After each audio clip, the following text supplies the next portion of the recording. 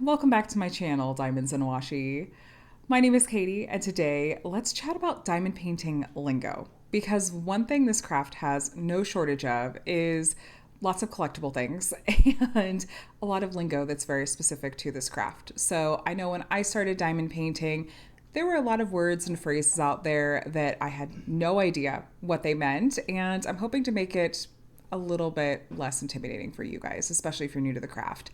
I've broken this down into a few different sections. So first we're going to talk about the basics, like you're just now finding out about diamond painting.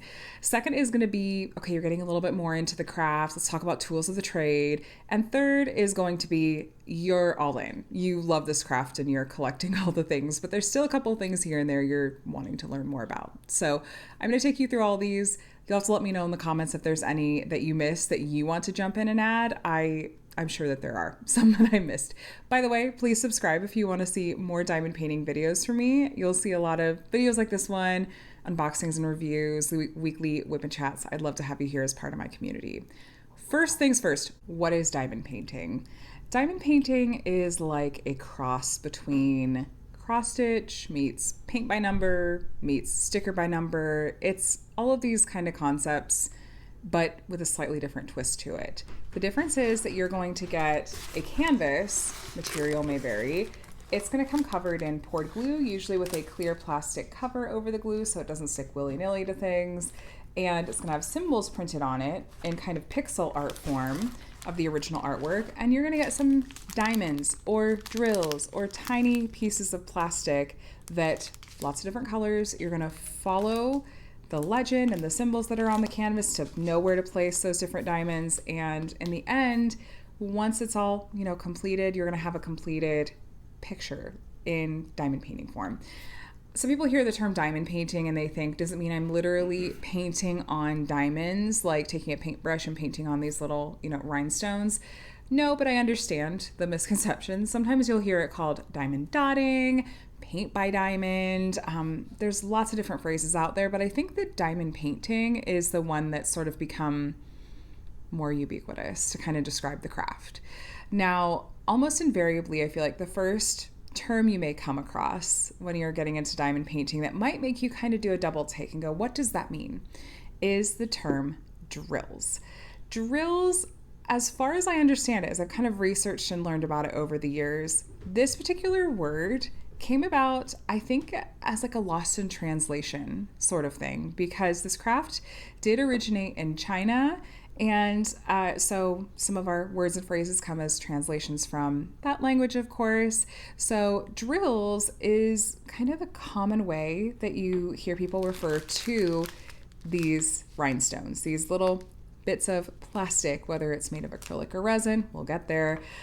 People might call them drills, they might call them dots, they might call them diamonds, they might call them rhinestones, but drills is the one that I feel like you might hear out and about and go, what does that mean? It's just a word that a lot of us use, and I feel like a lot of the community uses to refer to those actual stones that you're placing on the canvas.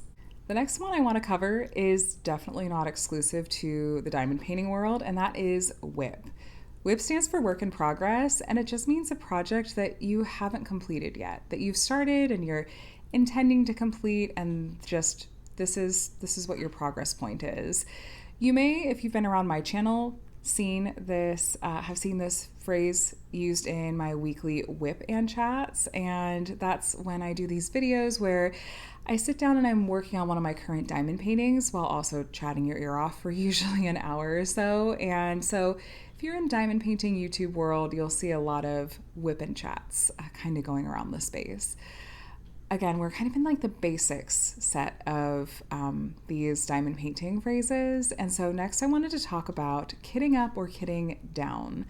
This is another one I see people ask a lot about. And kitting up refers to typically the process of basically prepping your diamond painting to work on it.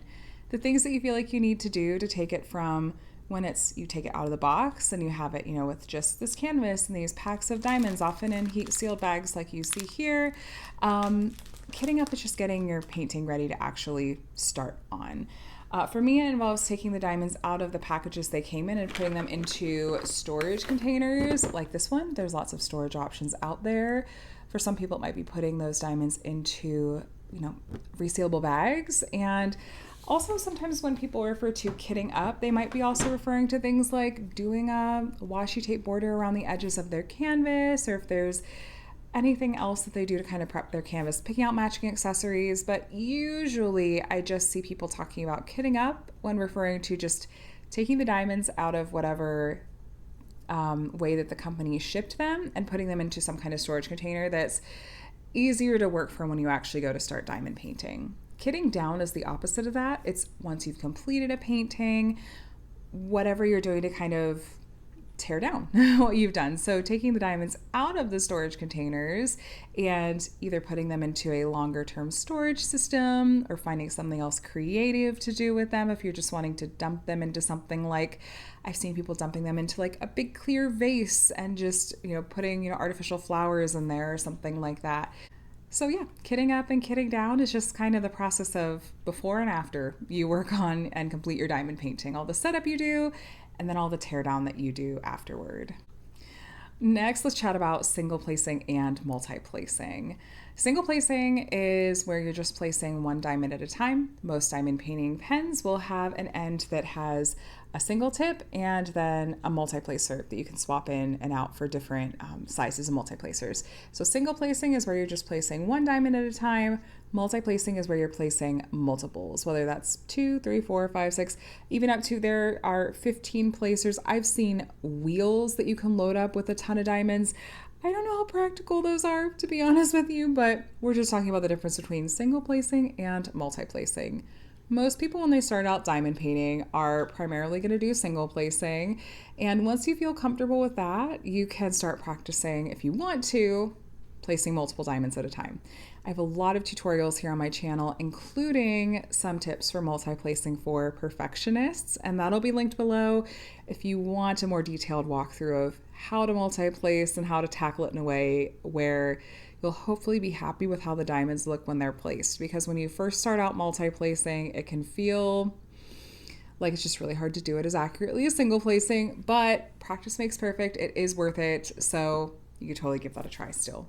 The last thing I want to talk about in this sort of basics category, and I mention this in this part because I feel like it is important to know when you're first learning about and interested in the craft, because I didn't know about it at first, and I don't think most people do, but it's this thing called licensing. Licensing involves artwork being used in an ethical way by these companies. Unfortunately, art theft is very common, and a lot of what you'll see on sites like Amazon is not going to be licensed artwork. Licensed artwork means that the company has the permission of the artist who created the original artwork to turn that artwork into a diamond painting. They have a licensing agreement, and they're compensating the artist for the use of that artwork. And I know a lot of you will wonder, how can I tell if a piece is licensed? There are a couple of different tips out there. One of the biggest ones is that typically if companies are licensing the artwork for their diamond paintings, they're not going to hide it. You're going to click on a listing for a diamond painting and it's going to have the artist's name right there. Often if you go into the About Us section or FAQ section for that diamond painting company, they'll usually mention something about how their artwork is licensed. Typically, the price point is going to be a bit higher on licensed artwork than unlicensed, but also often, not always, the quality is higher as well. So any kits that you're seeing unboxings or reviews of on my channel are licensed. So if you're looking for some ideas of what shops offer licensed artwork, that can be a place to start in those playlists. There are some budget-friendly options out there, like the Make Market kits that you can get from Michaels, which are above board. Either way, this is just something I wanted to mention because you might see the term licensed artwork thrown around, and I just want to make sure that you knew what that means because it is something that is pretty important to me and to a lot of other crafters here to really be doing our best to support companies that are doing right by artists. So that about covers the basics as far as lingo goes. Next, I want to talk about some terminology that you're more likely to come across once you've actually gotten your first kit, maybe started to explore the diamond painting YouTube or other social media platform side of things, and other phrases you might see people use and wonder, what does that mean? So first, let's talk about rendering or charting. You'll hear me say these phrases so much on my channel, so that's why I'm starting with it. But this is basically how a company has translated the original artwork into diamond painting form. Different companies will handle it different ways. Some companies will use basically just a computer program, and it will produce an image, and they'll just produce the kit as is like that. Some companies will have a team of people that will spend a lot of time going in and fixing pixels and choosing colors by hand, and each individual piece might have a lot more time and effort that has been spent on it. Some companies are somewhere in the middle. There really is a wide range of kind of styles out there, but rendering and charting, that phrase itself just refers to, generally speaking, the process of turning the original artwork into diamond painting form. Phrases like hand charted mean that a human being has probably spent a lot more time on it. Kits that are hand charted tend to have cleaner lines, crisper details, and less, random colors, that sort of thing. Highly computer charted kits tend to be more confetti heavy. We'll talk about that term in a minute, but it tends to maybe have a little bit of a softer finish look depending on the artwork, and the details might not necessarily be as clear up close, though when you step back to a viewing distance, often they will come together. Some companies will use what they call like a hybrid of the two styles, where it's mostly computer charted with some hand touch-ups. It really does vary, and what you like best, that's going to vary on the person too. So kind of getting a sense for what different companies offer and knowing if it's your style is definitely helpful, especially once you start really getting into the diamond painting world and everything that there is out there. Let's chat a little bit more about confetti and color blocking, those words that I just used. So confetti refers to when you're working on a diamond painting. Take a look at these symbols and you'll see that there we go, a lot of color changes in a small area sometimes. There's usually then going to be more single placing, and you're going to be changing the color out in your tray a little bit more often. By contrast, color blocking, like you can see up here, is where you have a block of the same color in a small area. There you can use your multi-placer and you'll have the color in your tray for a little bit longer, and areas like that tend to go faster. You really need both in your kits, usually, depending on the artwork, of course, because confetti is going to give you a greater level of detail, like you see in some of the little sparkles and flowers in here, and also help with color blending sometimes. But often it's really nice to have some areas with color blocking to be able to just zoom through a little bit more quickly. And generally speaking, for me, when I'm working on kits, I do like kits that have a mix of both, because sometimes I can get into that interesting part of confetti, but then color blocking really keeps it moving, which is nice. And so I do tend to like a mix of both. Another phrase you might see in the mix when you talk about color blocking and even confetti is what's called checkerboarding. Checkerboarding is where you work on a kit and create an actual kind of checkerboard pattern. There, you can see that there, where you can see where I placed the diamonds in the moon in one at a time in a checkerboard kind of grid. What this helps with is helping you get your drills really carefully lined up on the symbols, and it also helps with just even placement in general. Some people will find this really helpful, especially if you're finding that multi-placing is too frustrating or too difficult for you, but you want to line up your drills really nicely. Checkerboarding is definitely an option in a way that you can go instead. Now, when it comes to diamond paintings that you can work on, there are a lot of different sizes of kits. There are some that are epically large, like bigger than your kitchen table kind of diamond painting. And there are some that some people will use the term snack size to refer to. And this one I was just showing you is actually a really good example.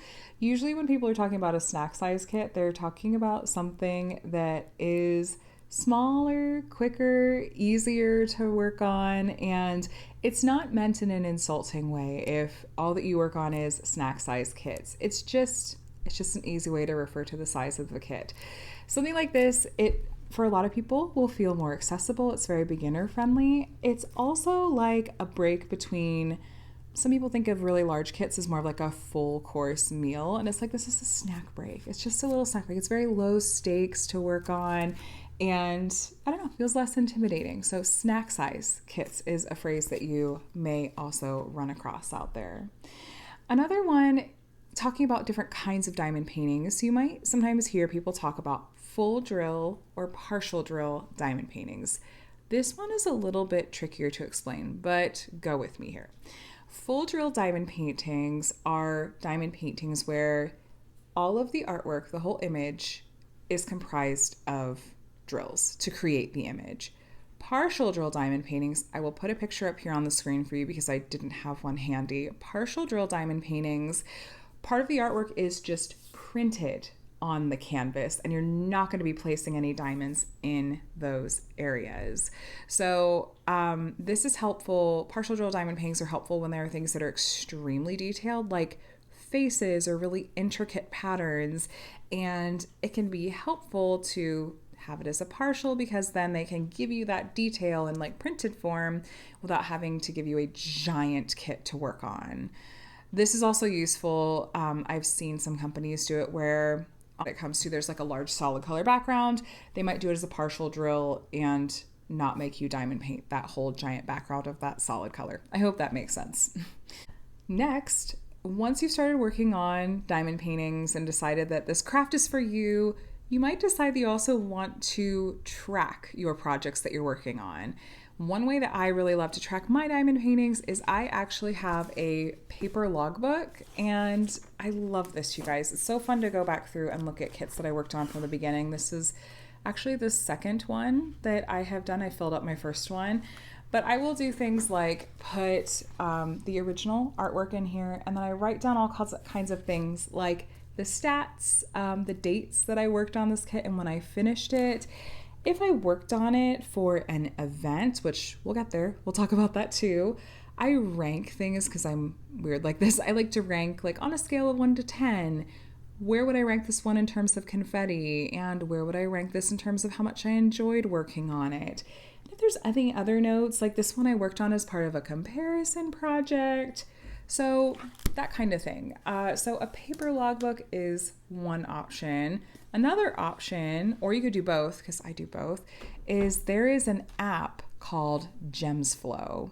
It's one of the most well-known and one of the main apps out there for tracking your diamond paintings. And I use this especially to track kits that I haven't actually started working on yet. I also can track my finished and completed paintings in there, but GemsFlow is it's a pretty comprehensive app. There are things I wish that they might change and improve, and I think it's available on multiple like different platforms, but GemsFlow is the name of this one. I haven't done a dedicated video on this app, but it is, I think, relatively user-friendly. But yes, the name of it is GemsFlow, and it's free, and I think very, very useful, and one of, a couple of ways you could track your diamond painting projects.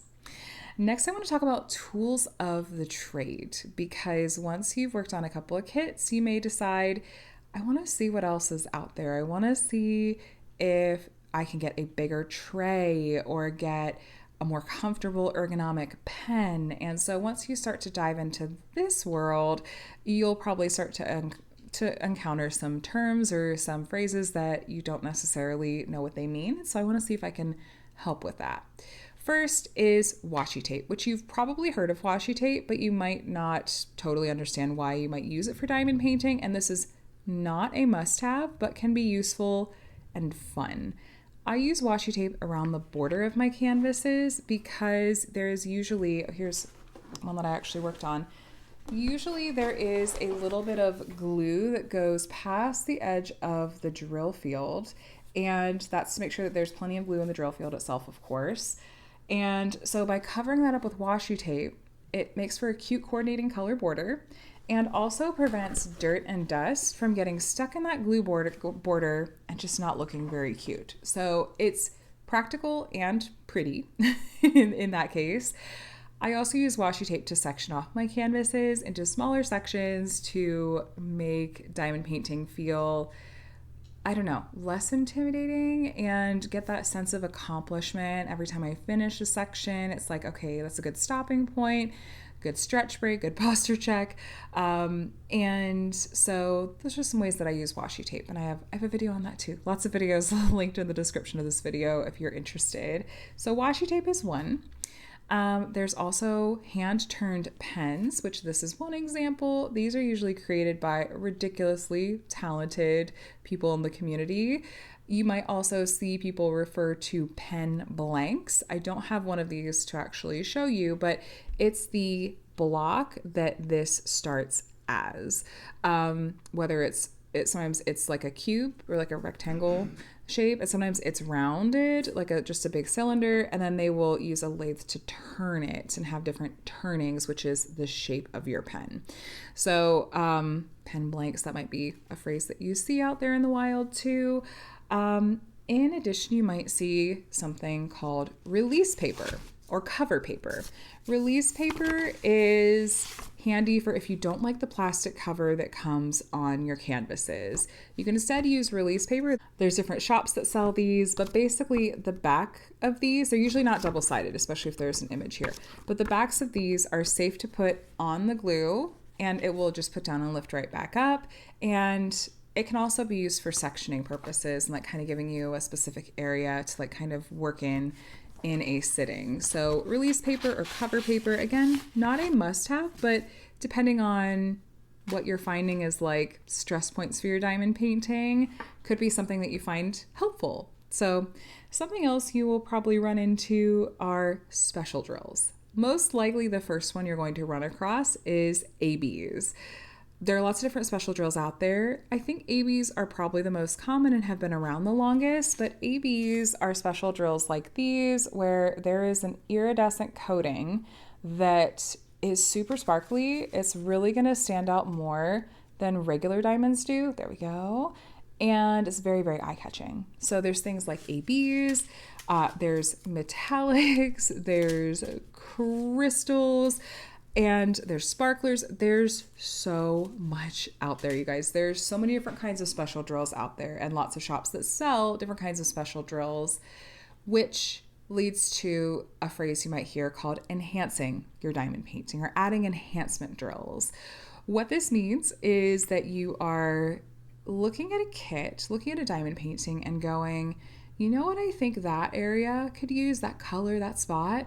What if instead of that being just a standard diamond or standard drill, what if instead it were this crystal effect or this metallic effect instead?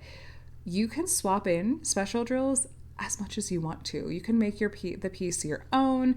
And so enhancing your diamond painting is what you might hear people refer to that as. You will often sometimes hear people refer to specific colors of drills. For example, 310. You might be like, oh, I love that this kit has so much 310. Or the 310 in this kit was just really trashy and hard to work with. 310 is the DMC code for the drill color black, just standard black. And so that's the one you'll hear most commonly referred to. Some people will recognize other drill colors, like 939 is a dark blue, 3865 is a white color, that kind of thing. And so DMC codes are what most diamond painting companies use for naming and coding the colors that they have. One exception is Diamond Dots. They have their own separate proprietary color code system, but most of the other major brands are going to use DMC. So there are differences in dye lots. Dye lots are, well, when the manufacturers are creating these diamonds and they're mixing them, sometimes it's like if their mix is just slightly different than it was the last time, there might be a little bit of variation in the actual final color of those diamonds. And so dye lot variations, that's how you may hear that referred to in that sense. Now we're talking about drills. Let's talk about resin and acrylic. This is really important, especially if you work on any kits that have square diamonds, I feel like. Resin and acrylic are the two different kinds of materials that, or at least a shorthand for the names of these materials, that most diamond painting companies will use. Resin tends to be a bit higher quality, especially when it comes to square drills. And acrylic, I'm fine working with them in rounder square drills, but resin typically will end up being a little bit more expensive. Companies will usually post if like with licensing, they'll often state if they use resin diamonds. But when it comes to square drills, square shaped drills specifically, I tend to avoid acrylic and go for resin because of trash, which is another term that I want to talk about.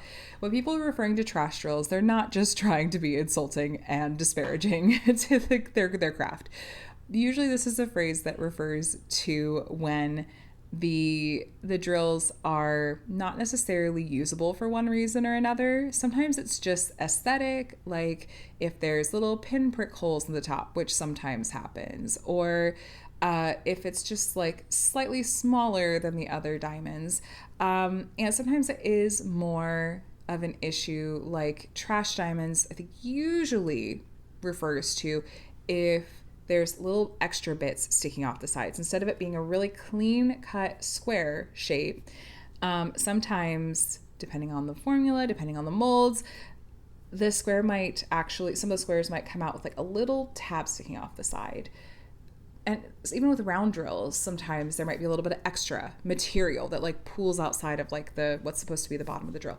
This becomes an issue because there's only so much space for those diamonds to go on the canvas. And so squares sit up flush right next to each other on all sides. So if there's a little bit of extra sticking off the side, it's not going to fit. So the shorthand term that most people use to refer to to those drills that don't fit and you shouldn't use on the canvas are trash diamonds or trash drills. So I have two more tools of the trade, things that I want to talk about as far as diamond painting lingo goes. The first I meant to mention earlier and forgot is something called a cover minder. Now, cover minders have magnets on the back that are the way that this works is that there's two magnets.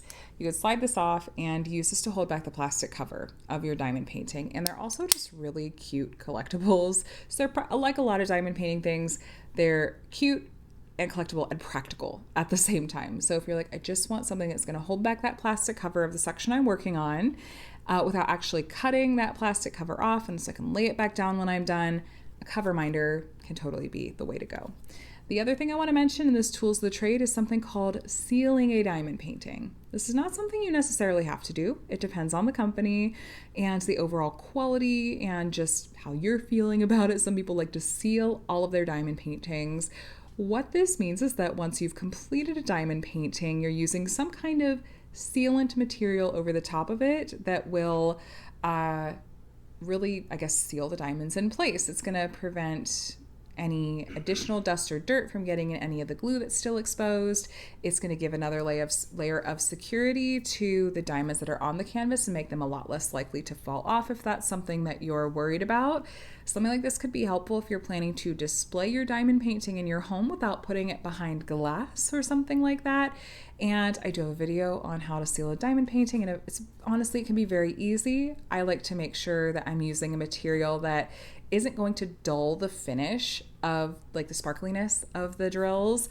Minwax polyacrylic in clear gloss is my favorite. I haven't found that it yellows over time. It doesn't dull the finish at all. If you get something that is a matte finish, or if you get like a lot of Mod Podge out there, can sometimes yellow over time, though I've heard that Mod Podge has a diamond painting specific sealant now that I want to try.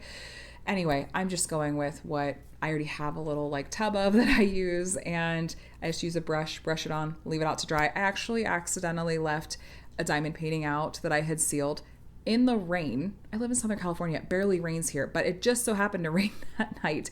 And that one layer of Minwax polyacrylic, not a drill fell off of that canvas. So you know what? It did the job, but that's what sealing a diamond painting is. And this last section of the video is for those of you that are just all in on diamond painting and going, yeah, I'm hooked on this craft. This is the one for me. And so this is the kind of lingo that you'll probably start to run across at this point. The first is a stash. A stash is just your diamond paintings.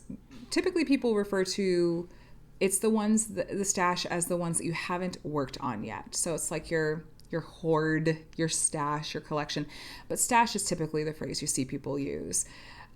when you hear people say that they're going to de-stash, it means that they're going to get rid of some of the diamond paintings that they haven't worked on before. And this is a totally legit way to go ahead and try to downsize. It's very normal, I feel like, to when you start the craft and start to get into it a little bit more, to pick up anything that really catches your eye in terms of art style and lots of different companies and stuff. But you'll get to a point where you have a good sense for, okay, these are the themes that I like working on. These are the shops that I gravitate towards, the drill shapes I enjoy most, the rendering style that I actually like working on the best. Once you kind of settle into that, I feel like that's when you typically see people start to go, okay, let me de-stash the ones that I know I actually don't necessarily love as much. There's also a phrase I want to mention called a rainy day stash. I wasn't sure whether to mention this one because it's something that I kind of came up with and have tried to push my friends and fellow crafters into oh, you guys, I want to see if you have a rainy day stash video or something. My rainy day stash is kits that have a very special meaning to me, whether it's an emotional connection to them, like they remind me of my kids, or even something like, oh, this is the oldest diamond painting that I have in my stash, or I don't know, I bought this at a really meaningful time in my life, or I want to save it and savor it. It's saving and savoring it. This isn't for everyone. You don't have to approach your crafting this way, but sometimes there's something that I just love so much that I almost want to sit on it, because I know once I work on it, then I don't get to work on it again. And there's something about prolonging that, enjoying it. I enjoy just having it and knowing that I get to work on it someday as much as I enjoy actually working on it and completing it. And so rainy day stash is just the phrase that I came up with to describe this kind of part of my diamond painting collection that I haven't worked on yet. You might also hear the phrase no buy. Sometimes people say, I'm on a no buy. Frankly, I'm on a no buy in a lot of ways right now. No buy is just a phrase. I think it's pretty self-explanatory, but just means I'm not shopping right now. Sometimes people will have exceptions and say I'm on a no buy unless a piece from this artist gets released or something like that. Or I'm on a no buy except I get to, get one kit a month or something like that. So a no buy is another thing you might hear. You might also hear people use the phrase unicorn, some people use this in different ways. A unicorn is a kit that you are looking for that is exceptionally difficult to come by. Typically, it's a kit that's been discontinued, whether it's the shop that sells it discontinued it or the shop closed down. And so it's a kit that's going to be hard for you to find, but it's something you really, really do want and often have to spend a lot of time hunting it down. There was a particular kit called Something About Her from Diamond Art Club and the artist Mandy Manzano that only had one run. It was very limited. There weren't a lot of them out there, but I fell in love with the artwork. And shortly after it released, but had sold out, and it took me 2 years to find that kit for myself, and that was a true unicorn. So typically, it's a kit that is exceptionally difficult to come by. Discontinued just means that a company has, archived or discontinued a kit. They're no longer planning to sell it. That I think also is pretty self-explanatory, but still wanted to mention it. Now, I have a couple of outlier phrases, lingo that you may run across. The first is a diamond painting event or a diamond paint along. These are just a chance to work on kits within a particular theme alongside other people that want to do the same thing. For example, I'm about to host the 7th annual Drills and Chills Diamond Painting event, which is a community event that just centers around all things fall and Halloween. Feel free to join us if you want. We're starting on September 1st. It's been going for 7 years now, and there are prizes, not always, it depends. Not all events or diamond paint-alongs run exactly the same. I highly recommend that if you decide to join in on one, just read whatever the guidelines are that the host has put out there. Sometimes these happen on Facebook or Instagram or YouTube or on Discord servers. It varies by event. There's not a standard way that they all run. What is usually the same about events across the board is that there's a theme that you're getting to work alongside other crafters that are working on something with the same theme, and it can be a fun way to meet other people and get to know other people that like the same things that you do. Next, I just wanted to mention what a mystery is. So there's a couple of different ways that there can be mysteries in the diamond painting world. Sometimes there are mystery kits, which different companies do, where you don't know what the image is. Sometimes you get a theme or an artist name, but when you get the kit, the symbols on the canvas may be in black and white, and so the image is being revealed to you gradually over time. This is a really fun kind of challenge. It taps into a different part of your brain, and if you know that you like the theme and like the artist, it could be a fun way to have a surprise element to it. There are also some companies that will do mystery boxes where you just don't know exactly what kits you're going to get, but once you open the box, you can see exactly what the kits are. Doesn't mean the kits themselves are mysteries. Some companies will do things like mystery deals, like here you can get this like surprise kit, kind of a similar idea, but yeah, it's just a couple of different ways that mysteries can come into play in the diamond painting world.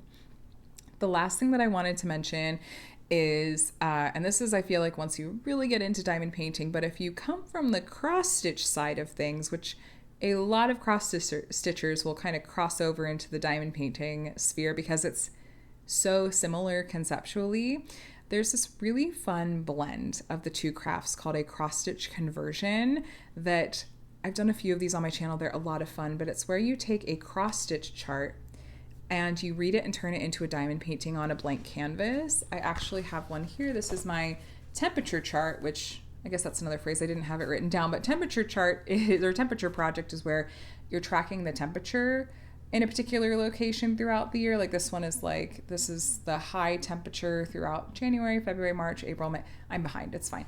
But this, you can see there's a blank canvas at the bottom, and I'm reading a chart and doing lots of like counting and matching and carefully and all that, seeing what color I'm supposed to place where, and then using that chart, counting and placing those different diamonds. This came actually gridded off so it can match a cross stitch chart more easily, and it's a lot of fun. But a cross stitch conversion project, not something I would recommend starting out with if you're newer to the craft, but it can be like a mystery kit. It can be a fun challenge if you're like, I just want to try something that's a little bit different from a regular diamond painting. It opens a lot of doors in terms of artwork options that are out there, because cross stitch as a craft has been around for much longer than diamond painting has, and so there's a lot of licensed artwork available in cross stitch form that you can potentially turn into diamond paintings.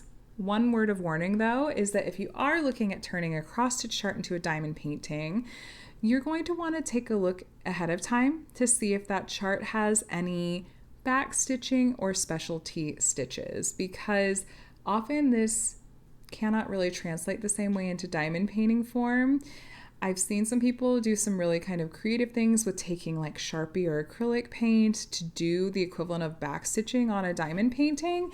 I haven't been brave enough to try something like that, but it's an option. And then specialty stitches, some of them I feel like they can translate okay. You just kind of pick a color in diamond painting form, but some not so much. But different artists will have more diamond painting friendly cross stitch charts than others, but just a word of advice if you're looking at potentially diving into that particular side of things.